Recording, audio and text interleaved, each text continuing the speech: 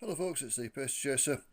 Some time ago I did a video about Saltburn Motor Services, an operator of buses, coaches and for a period of time a miniature railway based in Saltburn in North Yorkshire on the North Yorkshire coast. And this is a quick update video. I've just found some more information about the company. In a load of bric-a-brac I picked up, I found an article from either a magazine or a newspaper about the founder of Saltburn Motor Services, Mr. J.C. Pickering. Seems he was generally known as Cyril Pickering. As I mentioned in the original video, before he founded Saltburn Motor Services, he worked for Cleveland Motor Services, a company which went bankrupt in 1928.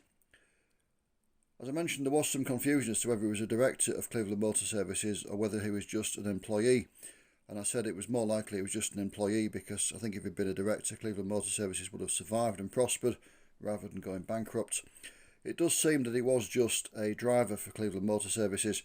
His reminiscences that are in this article are about driving. He claimed to be the first man to drive a pneumatically tired bus in Middlesbrough in 1921. Whether that was for Cleveland Motor Services or whether it was somebody else, I'm not quite sure. As I mentioned in the original video, there was some confusion about the history of Cleveland Motor Services. Much of the information in that video was taken from an article in the Buses Illustrated magazine for April 1966, and it mentioned in that they knew very little about the history of Cleveland Motor Services even then, 40 years after the event. 100 years after the event, now in 2024, with even less information about it, so I can't tell you if that was for Cleveland or not. There was some confusion as to when the company was actually founded. But anyway, in 1921 he drove apparently the first pneumatically tired bus in Middlesbrough. He also claimed to have been the first person in the northeast to be prosecuted for overloading a bus when he was caught with no fewer than 59 people in a 14-seater. Apparently there'd been two buses running together on an excursion and one of them had broken down, so he'd picked up the passengers from the broken down bus, but he was stopped and prosecuted.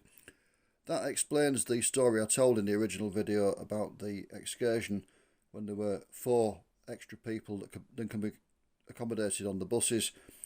And Cyril Pickering went home and got his private car to transport those 4 people rather than overload the buses. That explains it. It's probably a case of once bitten and twice shy. So he didn't want to be prosecuted for overloading again, and that's where that came about. But it does seem that he was just an employee of Cleveland Motor Services and not a director, as I originally thought would be the case. The other piece of information in the article was about the miniature railway. It seemed quite a random purchase. The Saltburn Miniature Railway was purchased by Saltburn Motor Services in 1953. Again, as I mentioned in that original video, it did seem quite a random purchase. But apparently Cyril Pickering, as well as being the managing director of Saltburn Motor Services, was also a member of Saltburn Urban District Council. He was a councillor for 26 years and he was chairman between 1948 and 1950. Now apparently when he was chairman he helped to rescue the miniature railway. As I said before, it had been founded in 1947 by Mr. H. Dunn. It originally ran for 300 yards and it had a petrol-engined locomotive, and passengers were conveyed in what were basically freight wagons with just benches fitted inside them. For the 1948 season it was re-equipped. It was extended to make a longer route that went nearer to the seafront, and the passenger coaches were replaced with a couple of purpose-built vehicles that required second-hand, which were fitted with tramway type reversible seats. In other words, the seat backs could be moved over so that the passengers are always facing forwards even when the train reversed direction, and also known as swing over seats. And the petrol engined locomotive was replaced by a diesel engined one at the same time.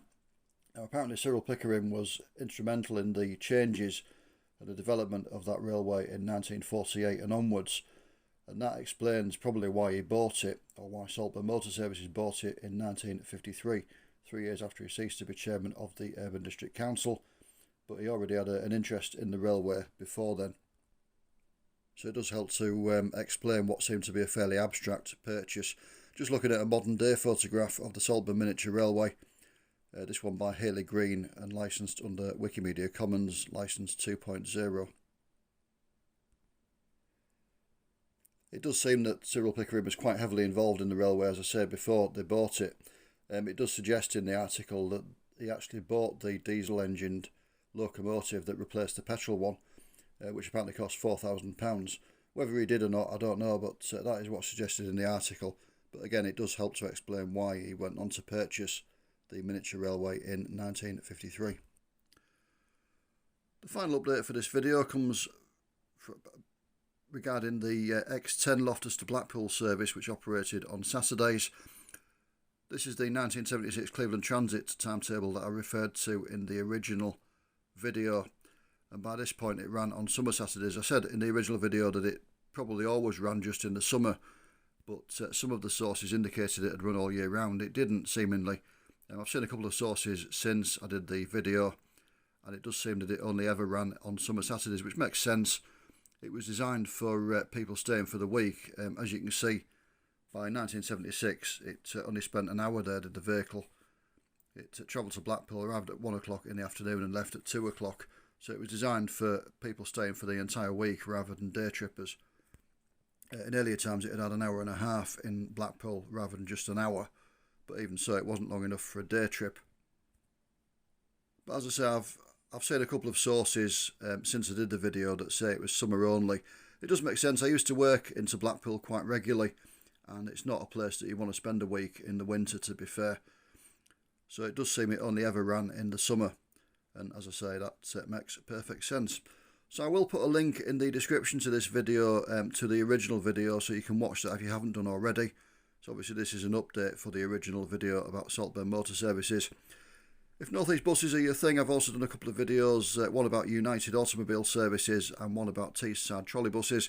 Again, I'll put the links to those in the description. But as always, thank you for watching, take care, and I'll see you again soon. Bye for now.